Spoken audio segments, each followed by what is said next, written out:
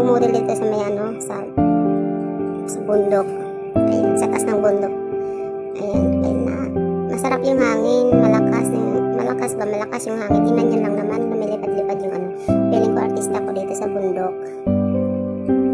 Ako ngayong artista dito sa bundok, wala naman kami. Ilan lang kami naman dito nagsilong sa taas.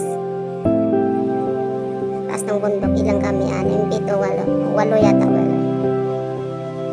Kasi yung iba na sa baba, hindi naman sila makyat nila, initan nga sila. Kami lang makyat dito. Buti na lang may isang puno na pwedeng pagsilungan. Kung sana nagdala kami pang sakit, pwede kami matulog dito. Kasi napakalakas ng hangin. Yan. Nakalugay pa ako. Nakalugay yung buhok ko, inaano naman ng hangin. Ayan, nagkagtuloy yung buhok ko.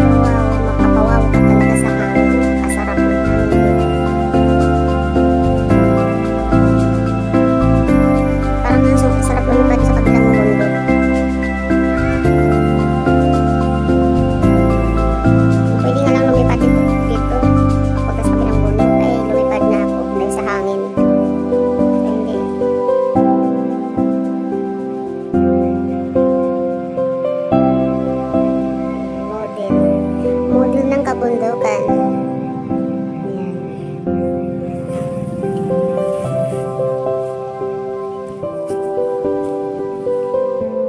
Ayan yung ano, ito yung parang siyang ano, yung puntod habog sa Bohol.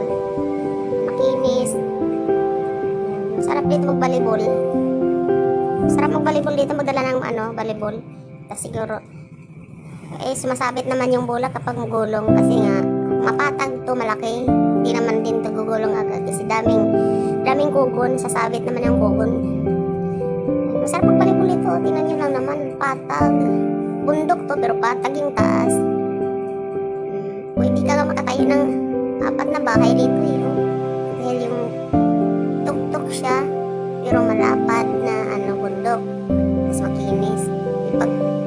Tapos yung anong gilid niya, pag makita niyo guys, nakakatakot kasi parang ano yun, talagang mataas, parang bangin yan. Bangin siya. Yan, dito sa harap ko, ito yung dinaanan namin, pababa yan doon. Parang siyang bagyo dahil maano, mausok-usok din doon sa kabilang bundok. May pag siya, pag hapon na dito may pag. Sarap siguro dito pag sa gabi may date. Masarap dito pag gabi kasi may ano naman sila, may solar. May maliwanag dito kapag gabi kasi may solar sila guys. Ayun, ito to, solar